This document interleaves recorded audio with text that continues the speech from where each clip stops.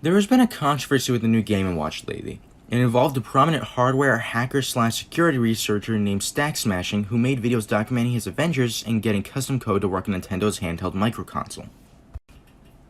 The videos in question contained footage of Nintendo's seminal platformer, Super Mario Bros., and while dozens of other Game & Watch review and/or gameplay videos are still online, it seems that Nintendo took down Smackstashing's footage as they interpreted the hacking footage to potentially facilitate piracy. And that's despite the methods being used far less than trivial for an average Joe to implement. While other unauthorized projects have survived the Big N's wrath, such as in the case of emulation projects, the Android port to Switch, or even the source code recreations of Mario 64 on PC, it isn't surprising that the Game & Watch hack video was hammered by the use of legal vultures. Similar to how a modern rich gamer got hit by a DMCA over his use of copyrighted gameplay footage from Nintendo's own games. And as usual, such actions have been met with backlash. A lot of backlash.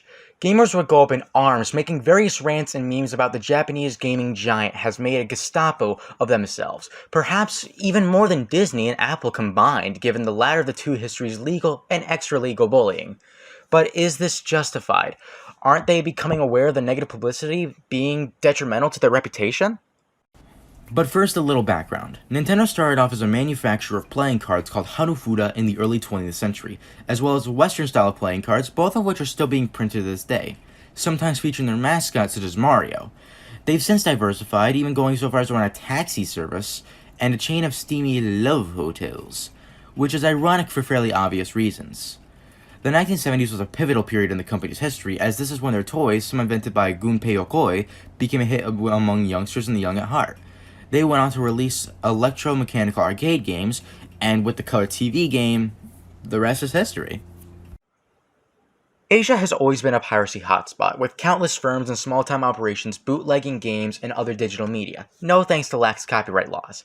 In Taiwan, for instance, there had even been a company who co-opted Nintendo's name for their piracy racket called NTDEC, which stood for, get this, Nintendo Electronic Company.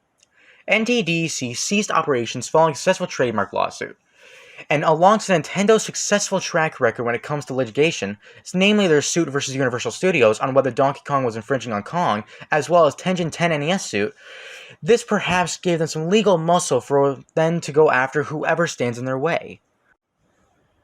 Fast forward to the present day, and we have Nintendo filing lawsuits and cease and desist orders against those who either trade ROM images of their intellectual property, or appropriate their characters in fan games or mods of existing titles. For a Mario mod for the game Dreams, to countless platformers based on the Mario property, or those from Pokémon, Zelda, and Metroid, and among others.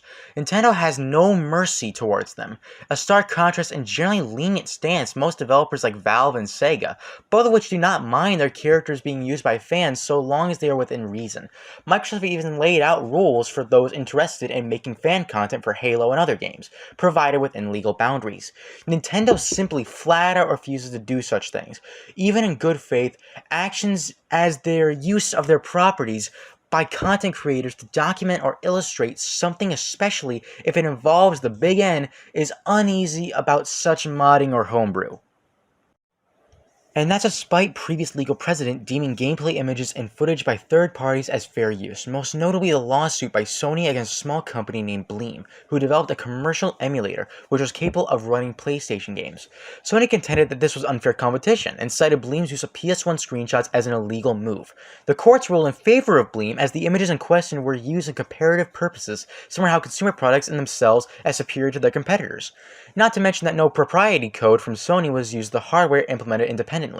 Despite this precedent, screenshots of emulators of Nintendo's hardware and marketplaces such as Google Play typically show homebrew instead, and in one case do not make any mention of Nintendo's trademarks at all, likely out of paranoia of knowing the Big N's clout and influence. Then came the public backlash. News headlines like Kotaku and other tech-oriented sites would cover this from left to right, offering their opinions on the matter. There are both who lambast Nintendo, equating them to the Nazis or some other dictatorial regime, and those who white knight them, defending the company vigilantly, as if they could do no wrong. It certainly isn't good towards their reputation regardless, but how they come to walk away from this and seem not to care about it. Some say this is due to the company's conservative management, as is typical with the firms based in the city, and it has been noted by Catherine Abata Arens in DePaul University in her paper about the apparent irony of successful technology firms being based in traditionally conservative area Japan. Also remember that Japan has notoriously strict copyright laws, a consequence of piracy being rampant in the country back in the day of the disc copiers, colloquially known as Magicon or Magic Computer, were used to copy games and commodify floppy disk. Not only are console mods have been outlawed, though the extent of these laws seems muddy given the language barrier, but the P2P file sharing scene, which has become something of a necessary evil and more or less socially acceptable practice in the West and developed countries for the legal risk, is deeper underground in Japan, as they treat such piracy as even more of a felony in the West, where most pirates typically get citations from their ISP, or only resorting to the law enforcement raids Operation Get Serious. Ironically enough, despite Nintendo's proactive stance against those whom they see as conducting criminal activity, they have relented in the last few occasions, like when they've declined to pursue action against Wisdom Tree, aka Color Dreams, an independent developer of faith-based video games who made a number of unlicensed Christian games for the Nintendo Entertainment System. Nintendo could have easily sued them to oblivion, but it felt it was not worth the scores of parents and religious groups who would demonize the company for going after their purveyor of religious content.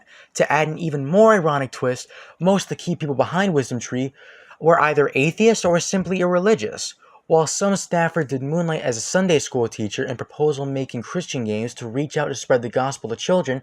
Another conflicting account states that Dan Lawton, Color Dreams founder, came up with the Christian game genre either as a joke or to weasel around Nintendo's litigation by giving Color Dreams a moral high ground for them to continue producing unlicensed games without consequence.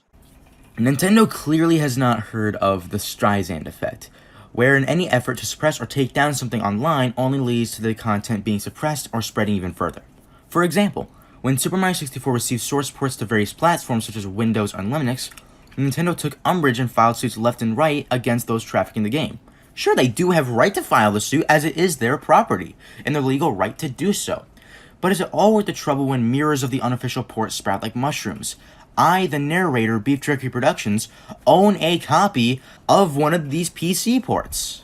Not only is it a waste of time and legal and financial resources, it, in our opinion, further incentivizes even more illegal activity. Similar to how efforts by the temperance movement to ban the sale of alcoholic beverages motivated by moral beliefs that alcohol is a diabolical menace to society, only led to even worse consequences in the United States, where the likes of Al Capone profited from the black market ensuing from prohibition. Look at what happened with the Giga Leak, for example, and the online protests to either troll Nintendo or poke fun at their policies or a bitter rant about how insanely litigious and draconian they are. To put it in another way, it's as if they have quite the pain tolerance. If this wave of public backlash and outrage is in the form of arrows or knives or something, Nintendo takes a volley of hits without even whimpering at all. TLDR, they don't care. But is it right to simply scoff off the criticism, though? If this doesn't cause their reputation to plummet to the ground more than their chain of brothels they ran back in the day or the disaster that is the Wii U, we don't know what will. Their fanboys will of course continue to purchase hardware and their games from them, and those who wisen up will know the drill and simply boycott the company or purchase a hacked console instead. Of course, different companies have different needs and all, but generally it would be better for Nintendo to take a proactive yet moderate stance towards their fanbase. Sony and Microsoft acknowledge the fact that their hardware has been subject to hacking and homebrew, with Microsoft even going so far as to adding a dev mode for the Xbox One and Series S and X consoles, which, while not as bare metal as the homebrew community would want to have, it's still arguably a better compromise than having piracy-minded companies such as Gateway and Team Exeter develop mod chips aimed towards pirates and those who modded consoles to grief and cheat in online games, a problem in which has plagued Nintendo hardware in recent years. Nintendo can sue mod chip makers as they please, but for Pete's sake, stop treating your fans like criminals. Suing NTDEC is one thing, but jailing someone who traded a hacked Pokémon character is tantamount to a dictatorship. Then again, it goes to show how the criminal justice system in Japan is, and it's no surprise that Ace Attorney is an intense satirical take on how innocent are guilty no matter what, which is quite a sad thing.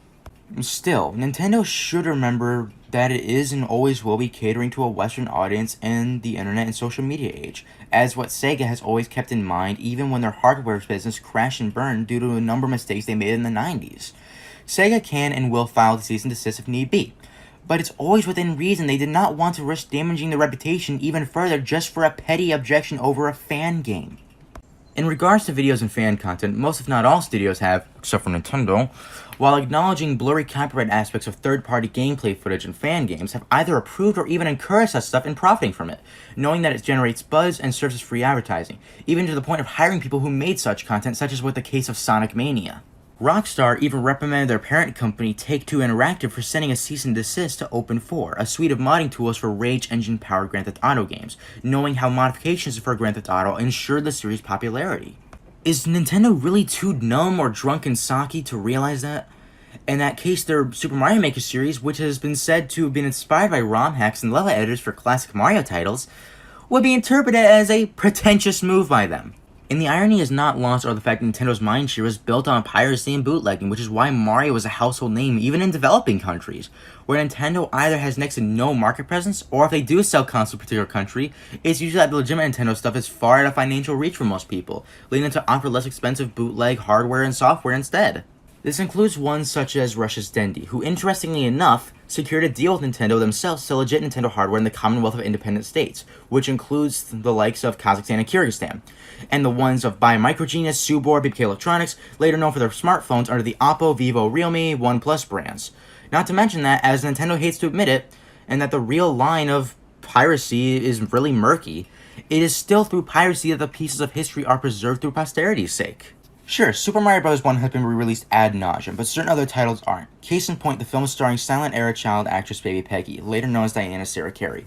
Most of them have been lost to history, no thanks to Century Studios lacking the foresight to preserve them, as they dismiss them as cheap entertainment rather than cultural artifacts.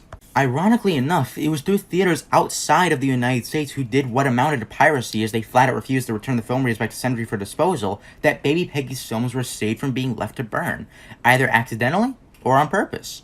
Nintendo does keep tabs on its story history, no doubt about it, but their litigious nature gets in the way of others' efforts to help preserve aspects of their culture. Nintendo at least does have the decency to acknowledge even their embarrassing past, such as the Super Mario Bros. Movie, though they refuse to discuss the games for the Philips CDI, for obvious reasons. It's hard to dismiss that Nintendo is behind some of the most seminal and influential franchises, but like major companies such as Disney, they have a long way to go to realize their mistakes and make themselves more amiable to their fan base. You don't just enforce the law to a T and expect your constituents to bow down and comply with it to a T. Sometimes a little lenience is necessary. You know, if you don't want people to pirate your games or protest or do even worse things than you can imagine, it isn't entirely the fans' fault as to why they're pirated or hacked so mercilessly. Nintendo clearly brought this on themselves, and it's the consequences of them being so vehemently resistant to change. Hello everyone, this is Seamus Brailey, Beef-Jerky Productions. Thank you so much for watching this video. My friend Blake Rimpling, PH, did so much work on this, and I really hope you all enjoyed the video. If you want to check out my channel and see more content like this, check out Beef-Jerky Productions. However, if you want to check out more of the content on this channel, just give it over a look. Everyone, I thank you for sitting here and listening to me ramble for this entire time, and I hope you all have a great day. Goodbye.